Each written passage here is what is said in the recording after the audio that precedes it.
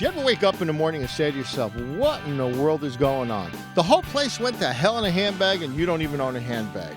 I'm telling you, if you want Xanax through your hearing aids, then this is the thing you should do.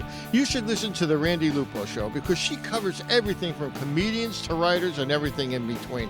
She's entertaining and informative at the same time. She's everything that you wished your mother-in-law would be, and she isn't. But Randi, she was born in Brooklyn, New York, a different Brooklyn than most, a 2 bears over. Randi brings his unique outlook to the show, and Lord knows we do need a different outlook. So now, put down your lattes, get your fat ass sitting down wherever you are, because you're about to see and hear something you never heard before. And that's our host, Randi Lupo.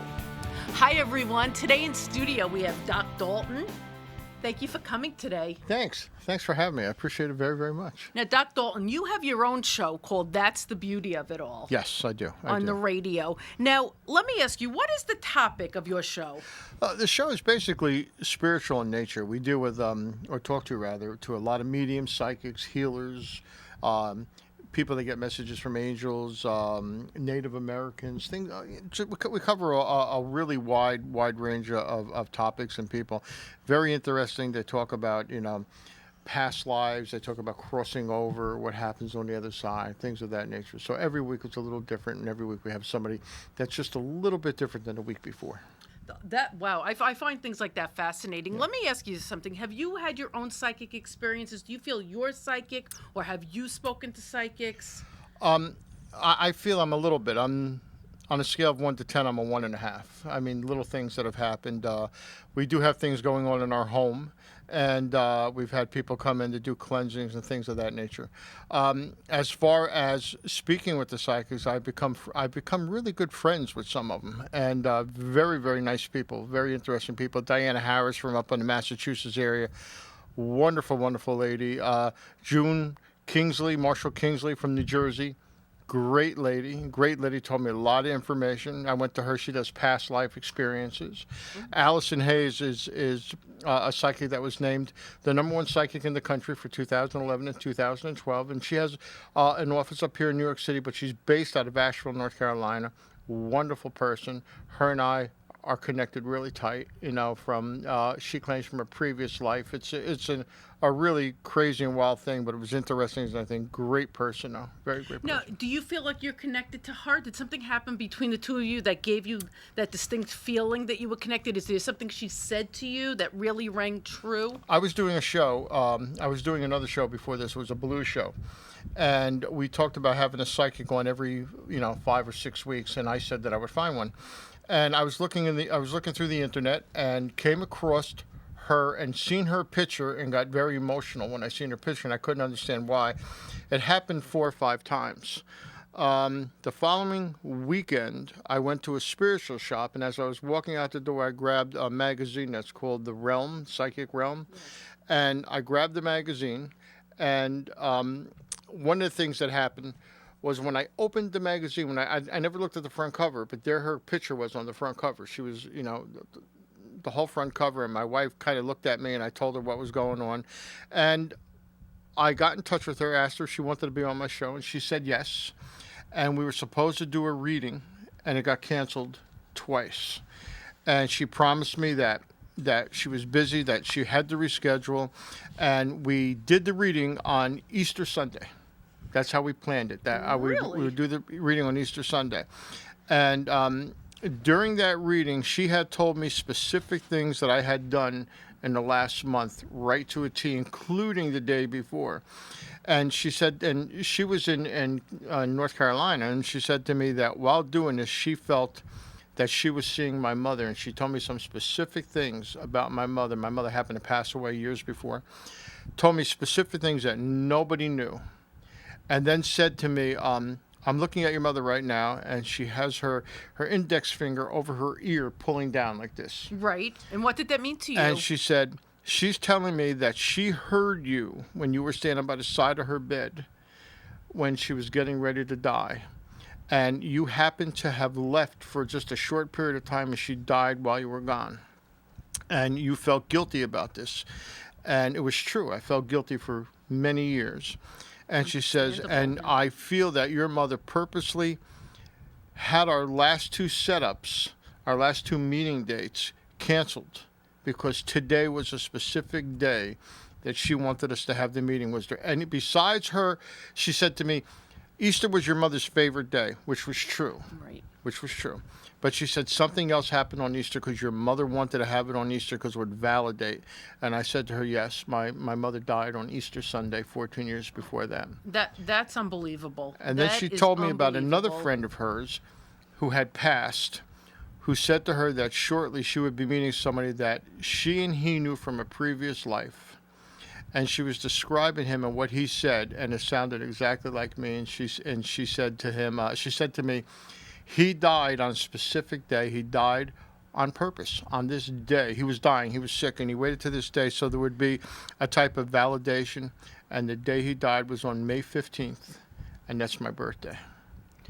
Wow. And since I that have time, goosebumps yeah, from since this. that time, her and I have become very, very close. That is Yeah. really fascinating. I'm always fascinated Yeah. by psychics, and because I believe in this, and I love the name of your show. That's the beauty of it all. Where did you come up with this name? As crazy as it sounds, about 10, 11 years ago, I suffered from depression, and I was in the hospital on 2 occasions. And when I say I was in the hospital, it wasn't like I went to the hospital and I knocked on the door and I said, "Hi, it's me. Can I come on in?" You know, I mean, they came and got me, Right. and they took me. And while I was in the hospital, I was an angry guy. And a doctor came up to me and said to me, I really think it's important that you not write a journal. Because if you write a journal and every day you're mad, come the following week when you review your journal, you're just going to start off the next week being just as mad as you were the last week. He made a very good point. I would have never thought of that. So he said to me, I want you to try to write poetry. And the truth was, I thought he was crazier than me. But I was there. I couldn't get out. I had nothing to do, and I started writing, and I couldn't stop. And everything was spiritual, everything, and I didn't know where it was coming from.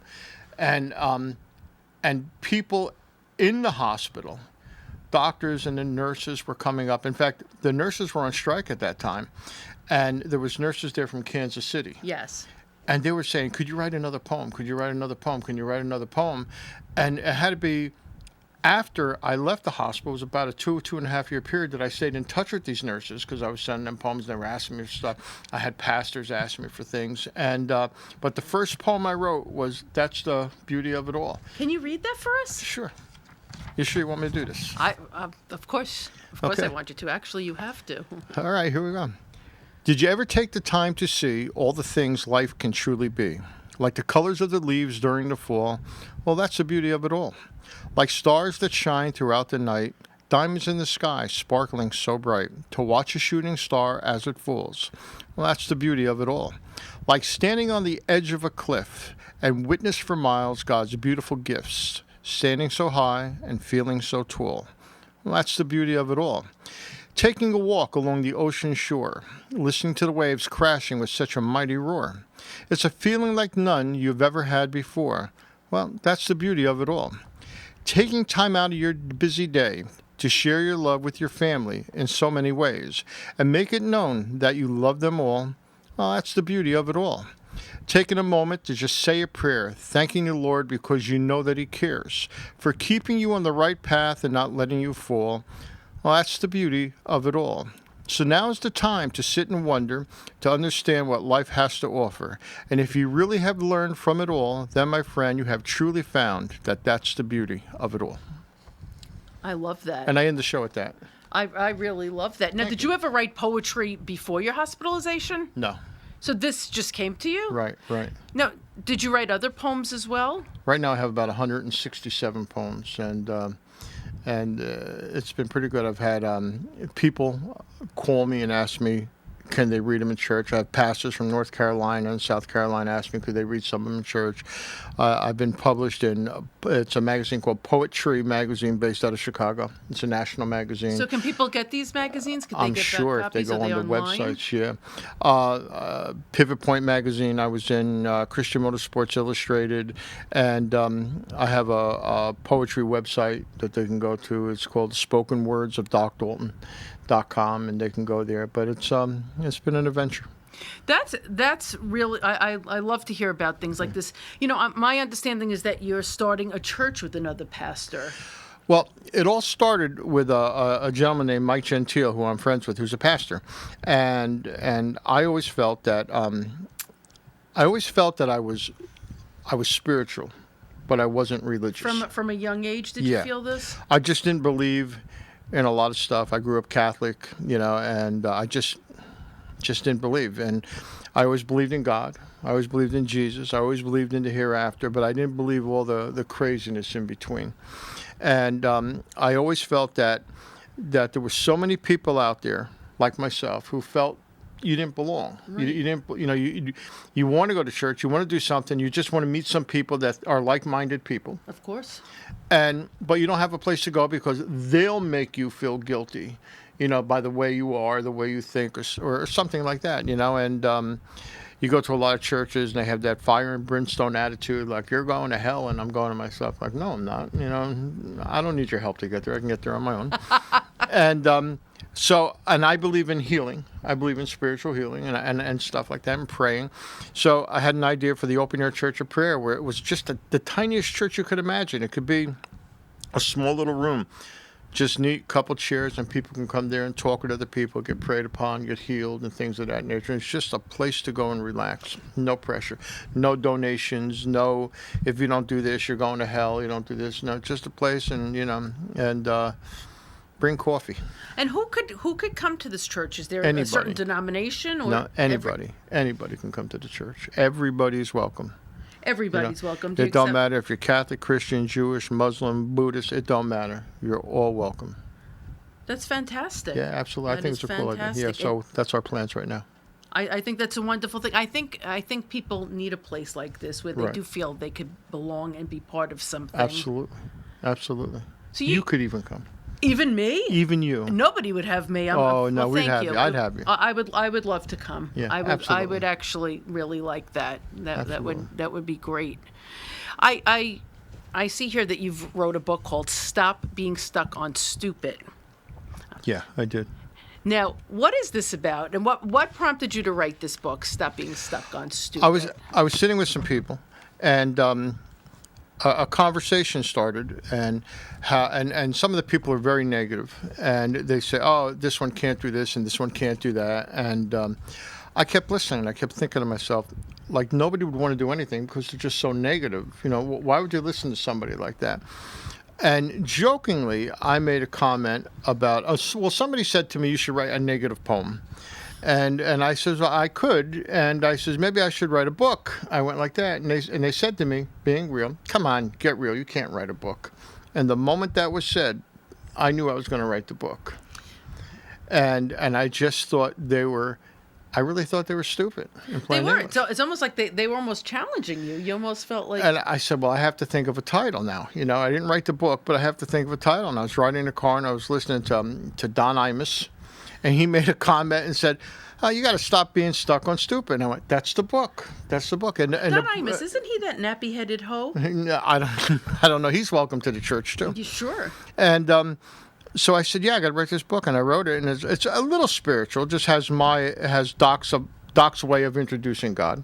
It's motivational, telling people, different things, not to listen to others. It's a little bit about online business and trying to create something that is positive for people. And it was just my way of writing it. And the book's only about 80 pages long. It's not a long book, because I don't read books myself. And especially long books. I don't want to sit there reading a 300-page You want to book. get to the point, and you want informative information that could really help you get unstuck and carry on. Sure. At the end of the book, to the people that said that I couldn't do it. If there's one, I wrote, if there's one thing in closing that I could say to those who tried to knock me down, I guess I could sum it all up in 3 simple words: kiss my ass. and I wrote it right in a book, and it was like a message to them, Well, you said it couldn't be done, it got done, and you didn't do anything with yours. And it's a way just to motivate people a little bit. Which people definitely need, and I like it that you shoot Yeah. from the hip. You're no Right. nonsense. Absolutely. And that's the way you have to be. What are you wearing here? This is quite the getup. This is actually a very hot looking outfit. Well, Who were you, Elvis Presley? Yeah, here, or- years ago I was involved in pro wrestling. Oh, pro wrestling. So, I always confuse pro wrestling with Elvis Presley. There you go. And when I wrote the book, the gentleman, Pat Marucki, who was doing the cover and helping me with this, thought it was a good idea that we keep the character going. And I did a cable show for years with the Saddlebrook, New Jersey Police Department called Body Slam on Drugs, and that was the character going there. So that character stayed all along. And we just thought we'd take the character into the book, too. Are you still wrestling? I'm too old. It hurts getting out of bed in the morning. No. I didn't wrestle that much. I did more managing and stuff than wrestling. But That must have been interesting. Did you enjoy that? yeah, I did. I had a lot of fun. Met a lot of people. Made some good friends, and believe it or not, some spiritual friends out of wrestling. And so it's good. It's good. It's all positive. That is wonderful. Could you tell us the station of your radio show? That's the beauty of it all. Yeah, it's gonna be WNJC 1360 AM, and that's out of Philadelphia, and Blog Talk Radio. It's also going to be on Broadband Box Office. We have our own podcast on docdalton.com. If you go to that, that'll take you to the business end. That'll take you to the radio end of things, and that's like one stop, and you can get everything. And it's just a lot of fun. We've shot about 10 new shows. They should be starting shortly, and we probably have another 7 people lined up. And at some point, I just did a 3-part series with a woman, Diana Harris from Massachusetts. So interesting. It's just unbelievable. Could you tell us a little bit about that? Yeah, she does a lot with, while I mentioned earlier June Marshall Kingsley, and she's from New Jersey, and she does past lives and things of that nature. And I used to say to my wife, I still say to my wife, I see like a black shadow of a dog walking across our floor all the time. And my daughter comes over with her dog, and the dog starts staring and starts growling. And my wife always goes, "It's got to be that dog that you're seeing." So we went to June, and she's a very nice lady, and one of the things she told me was, she says, "You have a spirit guide that follows you every step you go, and it's a little black dog." And we were kind of taken back because I didn't say nothing to June that I was seeing this stuff.